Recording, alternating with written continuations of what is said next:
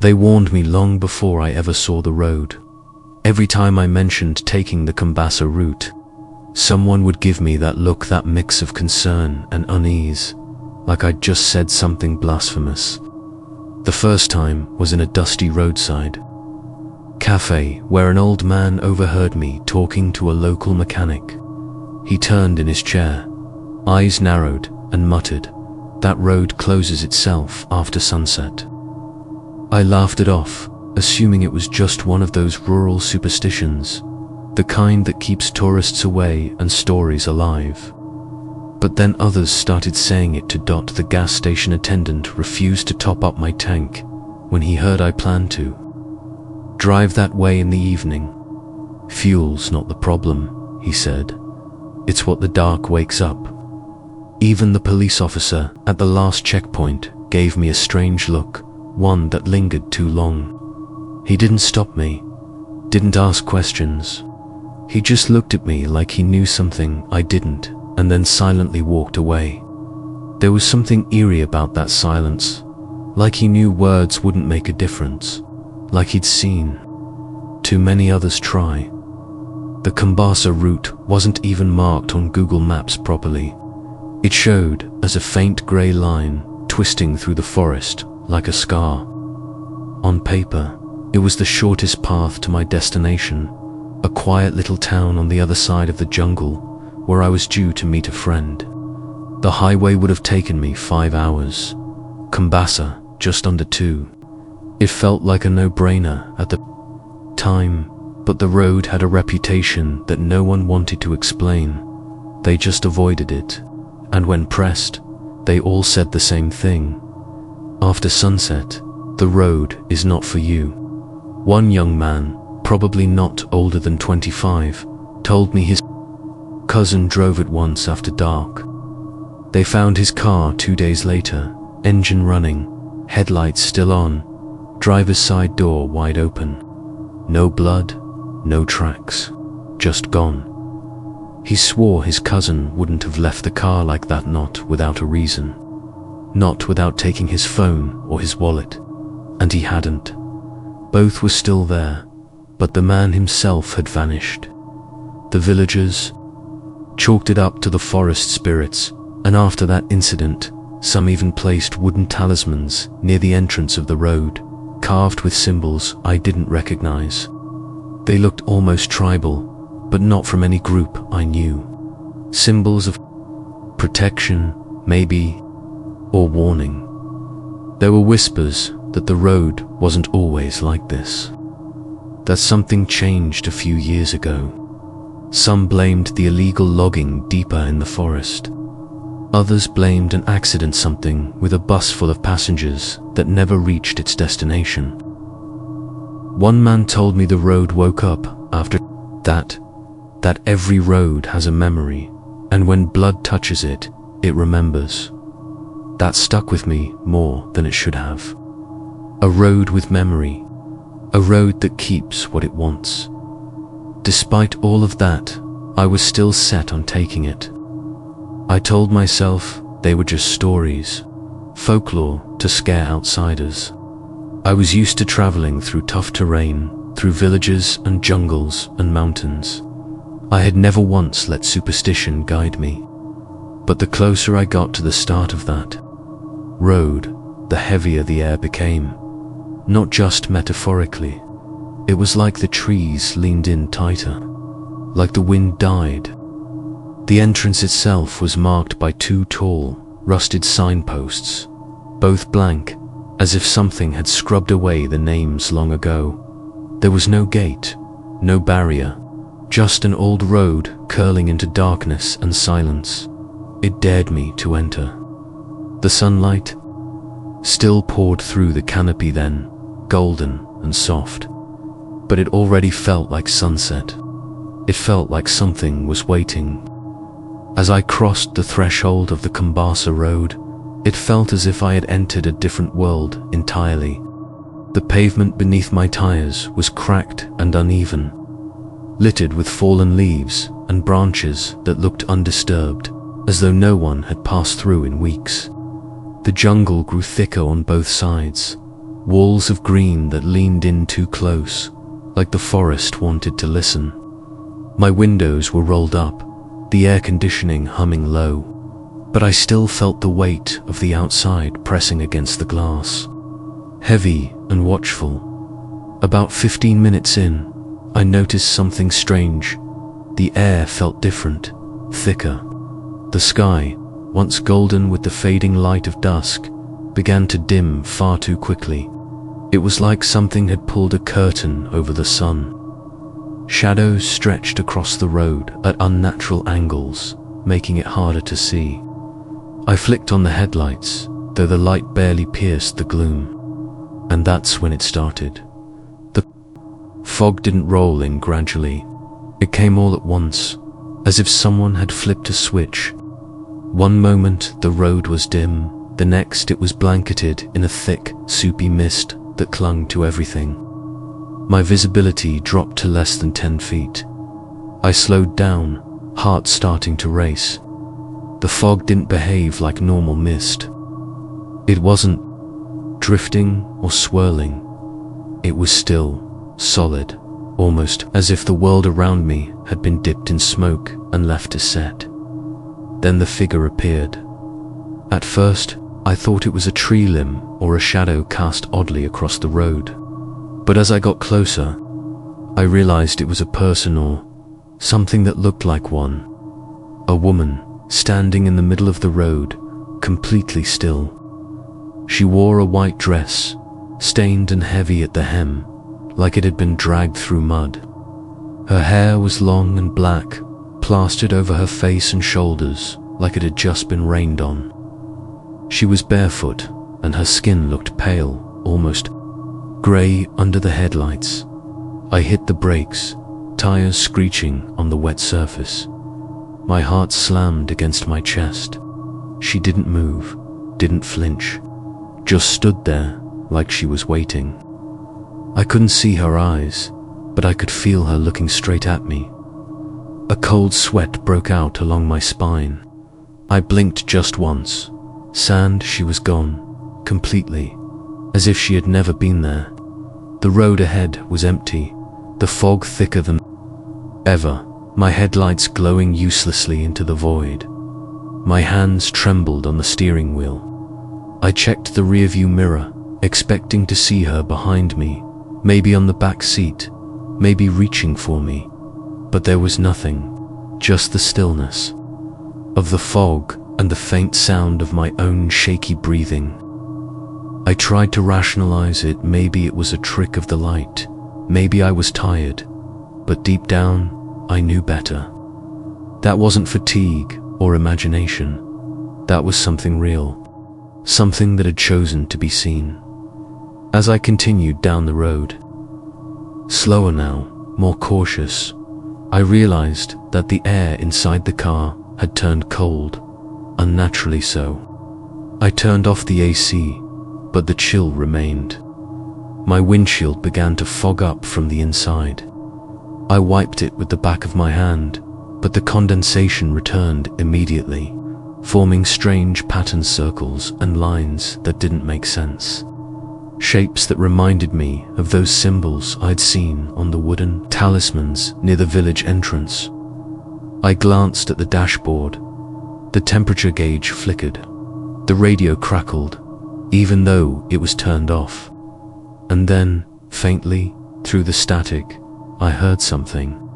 A whisper, a voice I couldn't quite make out, speaking words I didn't understand. It wasn't coming from the speakers. It was coming from somewhere inside the car. The road continued to narrow ahead, the trees pressing closer, the fog refusing to clear. And deep inside, something told me the worst was still coming. The fog pressed tighter around me as I drove deeper into the jungle, my headlights dimming against its thickness like they were being swallowed. Everything outside the car felt still too still.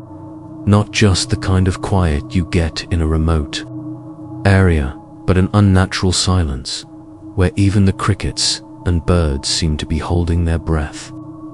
There was no breeze, no rustling of leaves, no hum of life from the forest that surrounded me. It felt like the world had paused, like time was hesitating. Then came the static. It started softly, a faint hiss crawling out from the car's radio, even though I hadn't turned it on. The dial glowed weakly, the needle twitching left and right like it was trying to find a signal that didn't exist. At first I thought it might be interference, maybe from the thick jungle canopy above, but then the static changed. It wasn't random anymore. There was a rhythm to it. Pulses, like breathing, then words. I couldn't make them out clearly. A low whisper beneath the hiss, layered and distant, like someone speaking just outside the car. It didn't sound like any language I recognized. The syllables were slow, drawn out, melodic, almost like chanting. I leaned closer, trying to understand. As I did, the voice grew slightly louder, still muffled, but clearer. It wasn't coming from the radio anymore. It felt like it was coming from the air itself, from the vents, the speakers, the very frame of the car. Every corner seemed to carry an echo of that whisper, that strange hum that vibrated against my bones more than my ears. Then I saw him, a child, standing on the right side of the road, just behind the curtain of fog. His figure was small, barely lit by the faint glow of my headlights. He couldn't have been older than 6 or 7. He held something in his hands, a wooden toy, maybe a carved animal or a car, though I couldn't be sure. His clothes were outdated, worn, and too light for the chill that had crept into the air. He didn't move. He just stood there, watching. Me, I slowed the car to a crawl. My eyes locked with his, though something about his face made me shiver. He had a small, soft smile, not happy or friendly, just calm, wrongly calm. I rolled down the window slightly, not sure why. Maybe part of me thought he needed help. But the moment I did, I felt the cold rush in like an open freezer. The whispering instantly grew louder, still unclear, but now layered more voices, overlapping, circling the inside of the car. The boy took a step closer. I called out to him, asked if he was okay. His smile didn't change. He didn't speak. He just tilted his head slowly, curiously, as if trying to listen to something I couldn't hear. Behind him, in the fog, shadows shifted. Tall shapes moved between the Tresquiet, slow, deliberate. I blinked, trying to focus, but the fog kept warping the light, making everything ripple and shimmer like heat on pavement. The boy raised the toy in his hand and pointed it at me, not in a threatening way, almost like he was showing it to me, or offering it. Then, without warning, he turned around and walked into the jungle. Not hurriedly, just calmly disappearing into the white veil. I strained my eyes, waiting for him to reappear, but he never did. The static cut out abruptly. The silence returned, heavier than before. I sat there for a moment, my hands gripping the wheel too tightly, my knuckles white. The windshield began to fog again, slowly covering the glass in moisture until I could barely see. I wiped it once, more, and for a brief moment. I thought I saw small handprints pressed against the inside of the glass, just at the bottom near the dashboard. They vanished as quickly as they had appeared. The jungle felt closer now, like the trees had moved in during the few minutes I was distracted by the boy. Their branches clawed toward the road, scraping the roof of my car with brittle fingers. I kept driving, even though my body screamed at me to turn around. Something deep inside knew I'd passed the point of return. The road felt different, narrower, darker, no longer bound by the rules of the world I understood. The headlights began to flicker, once, then twice, like the car itself was protesting. Then the humming started. It wasn't music exactly, but it wasn't random noise either. It came from the trees, first a low, wordless tone, almost like a lullaby hummed by a mother in the next room. It had a strange cadence, rising and falling, both soothing and terrifying in the same breath. As it grew louder, I felt it more than I heard it, like it was vibrating in my chest. I gripped the steering wheel harder, my palms slick with sweat. I didn't know where the sound was coming from, but it wasn't in front of me.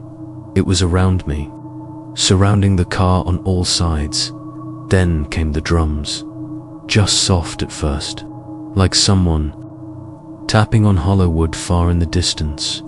Then another beat joined it, then another, until it became a pattern, a rhythm, a heartbeat.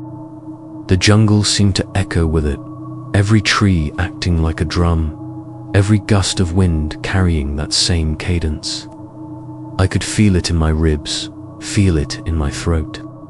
My car felt too small, too fragile to contain it. Shapes began to emerge between the trees again, but these were taller than before. Long-limbed shadows that didn't move naturally. Their joints bent the wrong way. Their heads cocked too far. They glided rather than walked. Just flashes of movement between the vines and trunks, never staying still long enough to study. Every time I tried to focus on one, it melted into the trees like smoke. But I knew they were there, watching me. Keeping pace, the humming grew louder. More voices joined in, some high and reedy, some deep and guttural. It was like a chorus of things not meant to sing together, forming a melody that clawed at the edge of sanity. I rolled up the window, but the sound didn't stop. If anything, it got louder inside the car, like the vehicle was no longer a barrier, but a vessel for their voices. I pressed my hands over my ears, and still I heard it. Still I felt it. And then I saw her again, the woman in white. This time, she wasn't standing in front of the car. She was beside it, walking with it. Her feet didn't touch the ground. She hovered just above the surface, her hair drifting behind her as if underwater. Her dress clung to her frame like wet fabric, heavy and soaked. Though there was no rain, her face was still hidden behind that curtain of black hair.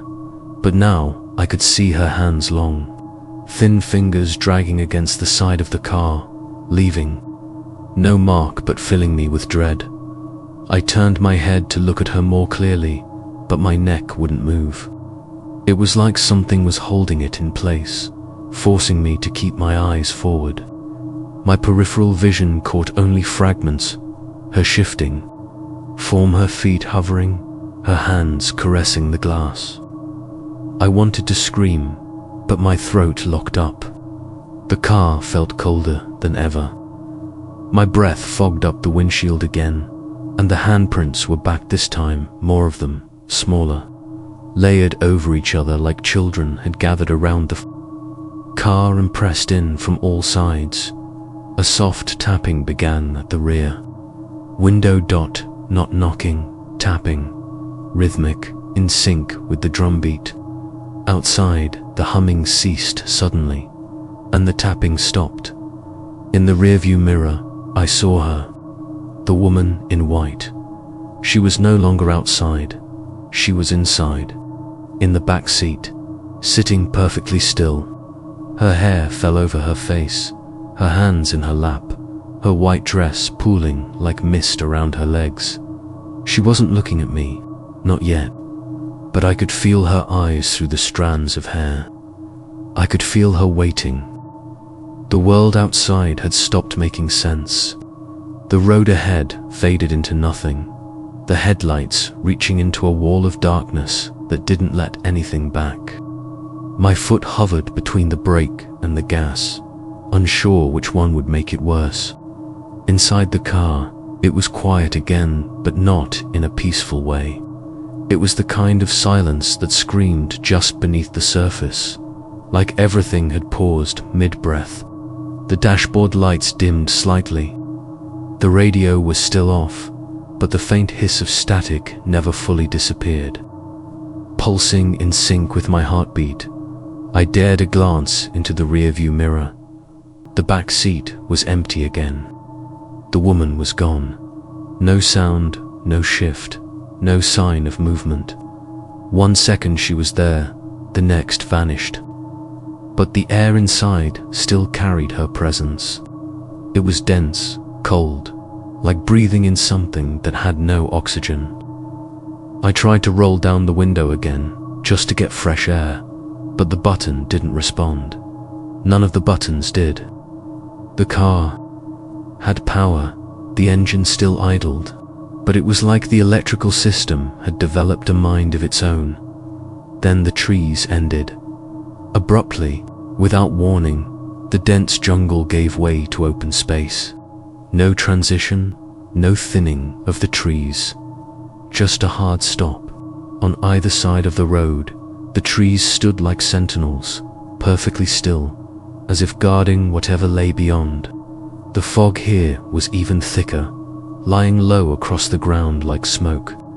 It rippled slightly as my car crept forward, headlights pushing through the grey without revealing anything real. The road narrowed into a gravel path, old and forgotten, with weeds growing through the cracks like veins. I looked at the clock less dosa, the digits were frozen, unmoving. I tapped the screen. Nothing changed. I checked my phone, still no signal. Still no service, but now the screen had turned black, unresponsive to touch. I pressed the lock button, then the volume. It didn't even light up. The battery had been nearly full earlier. Now it might as well have been dead. That's when I noticed the road itself changing. The markings disappeared. The asphalt gave way to cracked, uneven stone. No modern construction, just ancient stones, some worn down to dust, others jagged like broken teeth. My tires thudded against the uneven surface. I slowed to a crawl. Branches loomed low, reaching in from both sides like arms trying to pull me into the trees. But even in their stillness, the jungle behind me now felt further away, like I had crossed a threshold I was never supposed to find. The radio flickered back to life, but it wasn't music. It was breathing, soft, raspy, right in my ear, like someone leaning in too close, exhaling next to the speaker. Then came the sound of footsteps, wet, dragging footsteps, echoing faintly through the speakers as if someone was walking slowly through shallow water. Each step was deliberate, slow. I couldn't tell where the sound was coming from anymore. It filled the space around me, inside and outside the car at once. A sudden jolt rocked the vehicle. The engine died instantly. All lights went out. The car sat in total darkness. I turned the key. Nothing. Again, still nothing. Not even the faint tick of electronics trying to start. I reached for my flashlight, but the beam barely pierced the darkness. The fog had thickened to the point that even the air felt solid. I stepped out of the car, the gravel crunching under my boots. The only sound in the world. Then I noticed something ahead. A shape massive, motionless, blocking the road. It wasn't a tree. It wasn't a rock. It looked like a gate or a wall, but old, crumbling, covered in vines and strange markings that pulsed faintly in the dark. Not glowing, not quite, but alive somehow. Symbols I couldn't read but felt in my chest. The air here was heavier, harder to breathe. The forest didn't make a sound. Not even the wind moved. Behind me, the car's headlights blinked on for a second, even though the engine was still dead. Just long enough to cast a shadow beside me that didn't belong to me. A tall, narrow silhouette with elongated limbs, standing just inches away. When I turned round, there was no one there. I don't know how long I stood there in front of that ancient stone gate, breath catching in my throat, flashlight flickering in my trembling hand. The markings on the wall pulsed faintly, as if the stones themselves were alive, breathing in rhythm with something beneath the earth. Each vine that crept across its surface seemed placed with purpose, forming symbols that whispered to some deeper, older language. The kind of language that doesn't need words to be understood.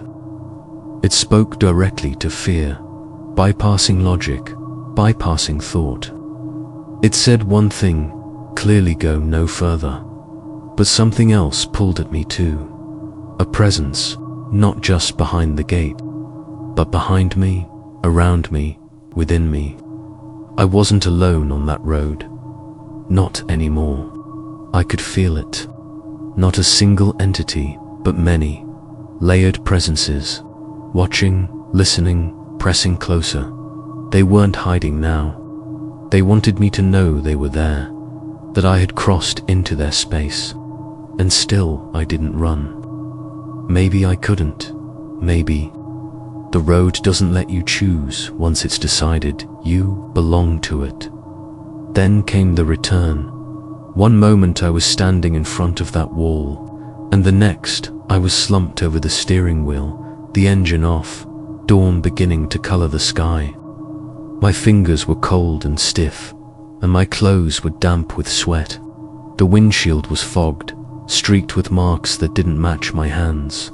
Dozens of small prints, some smudged, others perfectly clear, as if tiny hands had been pressed against the glass during the night. The dashboard clock was working again. It read 6:03 a.m. I blinked several times, struggling to remember how I had gotten back into the car, how I had turned round, how I had returned at all. The jungle around me was quiet, but no longer unnaturally so. Birds chirped, leaves rustled with the morning wind. The fog was gone, and the sky, while grey and overcast, looked normal again. The terror I had felt just hours before now seemed impossibly far away, like the details of a dream dissolving. Upon waking, I checked my phone. The signal had returned. The battery showed half charged. My location showed the checkpoint, the same one I'd passed the night before. I hadn't traveled forward at all. Somehow, I was right back where I started. Then I noticed the man, the same officer from the checkpoint. He stood a few feet away, staring at me like he had been waiting for hours. He didn't look surprised to see me. He didn't even look curious. He just nodded slowly, like this was something he had seen before. I opened the door, my legs aching as I stepped out. He didn't speak, just handed me a bottle of water, his eyes scanning mine as if checking to see whether I was all there. I wanted to ask what had happened, but the words didn't come. My throat was dry, my mind foggy. I managed to whisper a question, something about the road, about what was on it. He just looked at me for a long moment, then said softly, almost sadly, that not everyone comes back, and the ones who do never come back the same. He didn't tell me what he meant. He didn't need to, because I could already feel it. Something inside me had shifted, a coldness that hadn't left since the fog first crept in. A weight in the back of my mind, like eyes still watching even in daylight. My car smelled like damp earth, like a place that had never seen sunlight. I drove away slowly, not daring to look in the mirrors for too long. Even now, long after the road has faded in my rear view, I still feel it sometimes. When the wind dies suddenly, when fog rolls in out of nowhere, when I pass by reflective glass and think I see someone standing behind me. There's something that followed me back. Something quiet, patient, something that doesn't need to be seen to be real.